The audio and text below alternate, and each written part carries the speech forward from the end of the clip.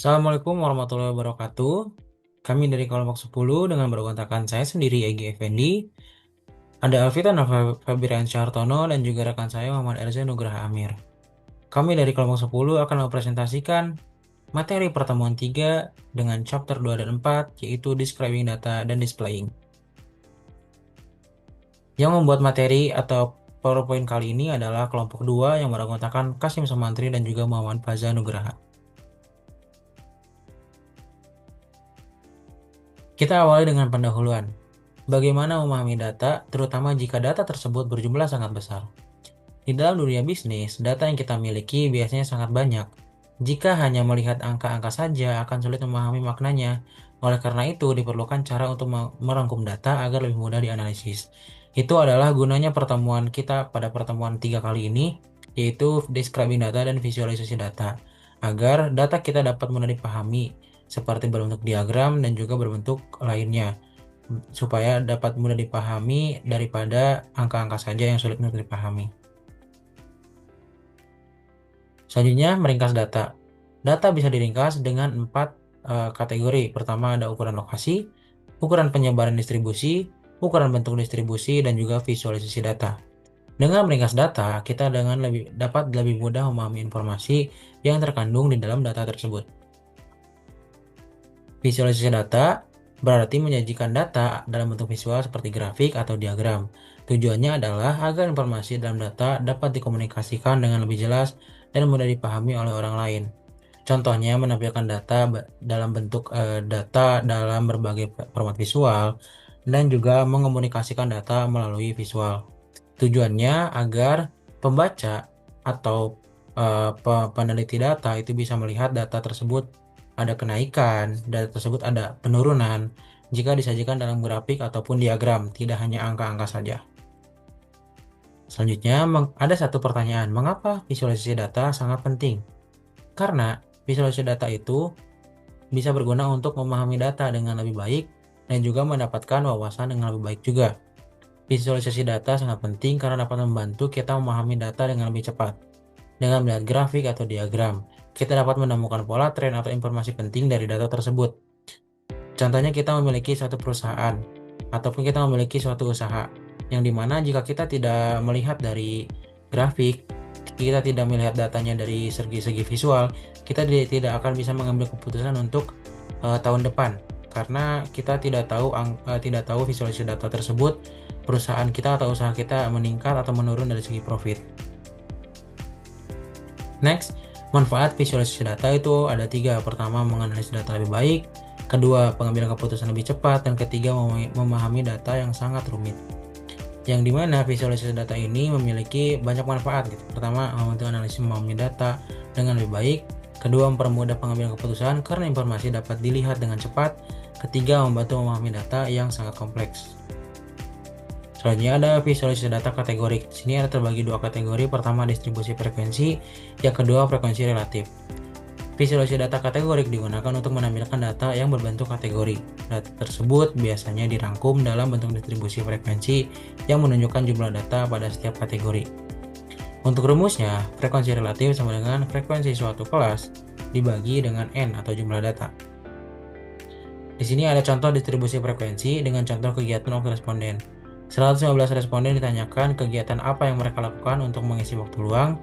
Mereka menjawab, 58 responden menjawab menonton televisi, 21 menjawab membaca buku, 14 menjawab chatting, 7 orang menjawab traveling, 3 orang menjawab belanja, dan sisa 12 orang lainnya menjawab lainnya. Di sini kita dapatkan perintah untuk menunjukkan distribusi frekuensi dari jawaban para responden tersebut dalam bentuk tabel. Di sini ada tabel dengan 3 kolom, yaitu kolom aktivitas, kolom frekuensi, dan juga kolom frekuensi relatif. Dengan aktivitas menonton televisi, membaca buku, chatting, traveling, belanja, dan lainnya. Dan frekuensinya untuk menonton televisi ada 58, membaca buku 21, chatting 14, traveling 7, belanja 3, dan jumlah lainnya ada 12. Untuk frekuensi relatif, menonton televisi 0,50, membaca buku 0,18, chatting 0,12, traveling 7, traveling 0,06, belanja 0,03, dan lainnya 0,10. Dengan aktivitas jumlahnya frekuensi 115 dan frekuensi relatif sebanyak 1.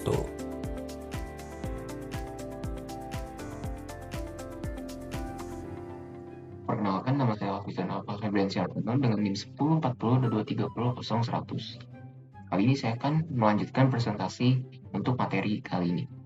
Bar chart, grafik batang untuk data kategori. Bar chart digunakan untuk menampilkan data kategori dalam bentuk batang. Dengan grafik ini kita dapat langsung melihat kategori mana yang memiliki frekuensi paling besar. Dengan grafik ini kita bisa langsung melihat bahwa menonton televisi merupakan aktivitas yang paling dominan dibandingkan aktivitas lainnya berdasarkan contoh grafik tersebut. Next.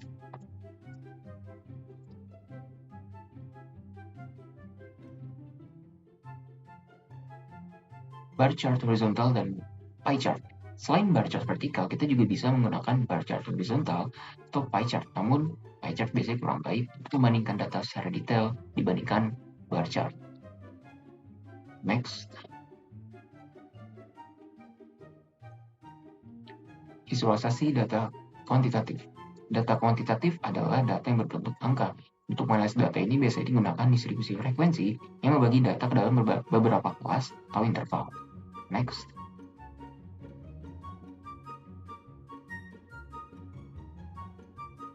Kelas dibentuk dengan menentukan rentang yang akan digunakan untuk mengelompokkan data. Batas kelas dan banyaknya kelas akan saling berhubungan.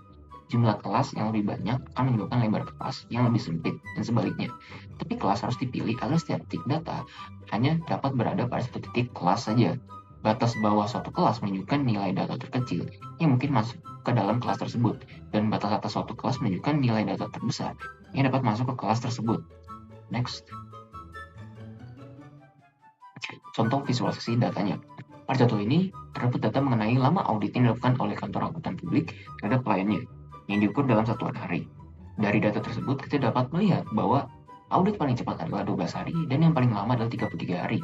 Data lama audit kemudian dikelompokkan menjadi beberapa kelas waktu. Misalnya pada kelas 10-14 hari, terdapat 4 audit, yang berarti ada 4 klien yang memproses audit yang selesai dalam waktu tersebut. Sedangkan kelas 15-19 hari memiliki frekuensi paling tinggi, yaitu 8 audit. Sehingga dapat dikatakan bahwa rentang waktu ini adalah yang paling sering terjadi. Boleh di next.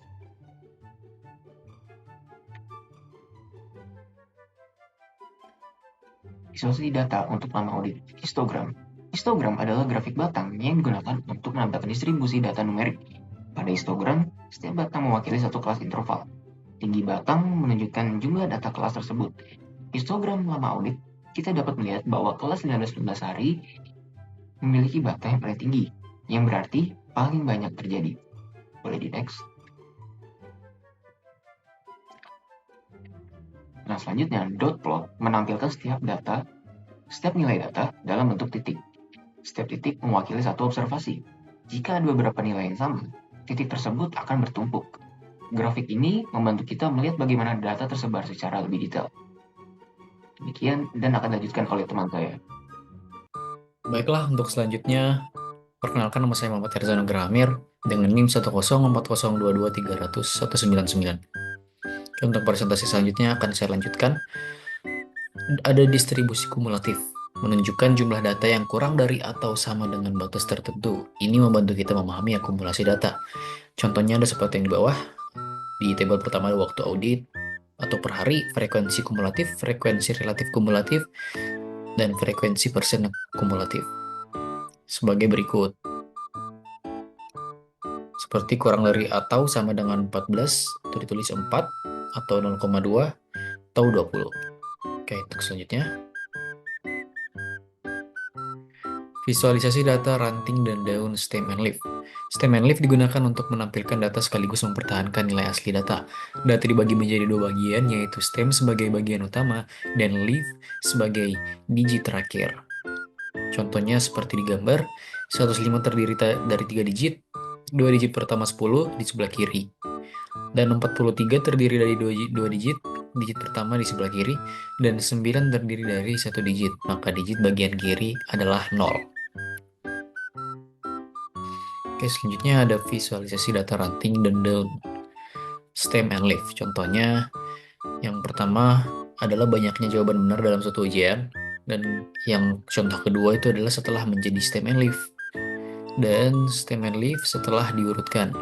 Kesimpulan, jawaban benar tersedikit 68, jawaban benar terbanyak 141, modus 90-an terdapat 11 orang yang menjawab benar 90-an pertanyaan. Visualisasi data dua variabel menggunakan tabulasi silang. Tabulasi silang adalah metode penyajian data dalam bentuk tabel yang digunakan untuk melihat hubungan antara dua variabel. Tabulasi silang dapat digunakan pada dua variabel kategorik, dua variabel numerik, kombinasi variabel kategorik dan numerik. Visualisasi data variabel menggunakan tabulasi silang contohnya seperti ini. Pada contoh ini terdapat 300 restoran dinilai berdasarkan kualitas restoran dan harga makanan.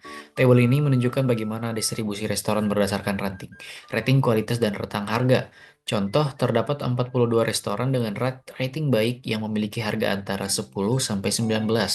Kemudian terdapat 64 restoran dengan rating sangat baik pada harga 20 sampai 29. Visualisasi data dua variabel menggunakan grafik, diagram pencar, dan garis tren. Diagram pencar adalah grafik yang digunakan untuk menunjukkan hubungan antara dua variabel kuantitatif. Pada diagram pencar, sumbu X menunjukkan variabel pertama, sumbu Y menunjukkan variabel kedua. Setiap titik mewakili satu pasangan data. Garis tren adalah garis yang digunakan untuk menunjukkan kecenderungan atau pola hubungan antara dua variabel dalam diagram pencar. Fungsi garis tren menunjukkan arah hubungan data, membantu memprediksi data, dan sebagainya.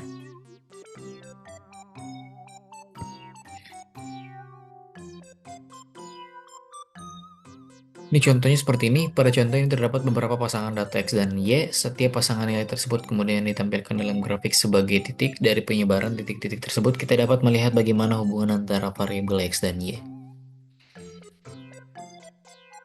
Kesimpulan, dari materi yang telah dijelaskan dapat disimpulkan bahwa visualisasi data sangat penting dalam statistika bisnis karena membantu kita memahami data dengan lebih mudah. Dengan menggunakan berbagai jenis grafik seperti bar chart, histogram, maupun scatter plot, kita dapat melihat pola distribusi dan hubungan antar data secara lebih jelas sehingga dapat membantu dalam proses analisis dan pengambilan keputusan. Oke, cukup sekian dari kelompok kami. Bila ada kesalahan, mohon dimaafkan. Sekian dan terima kasih.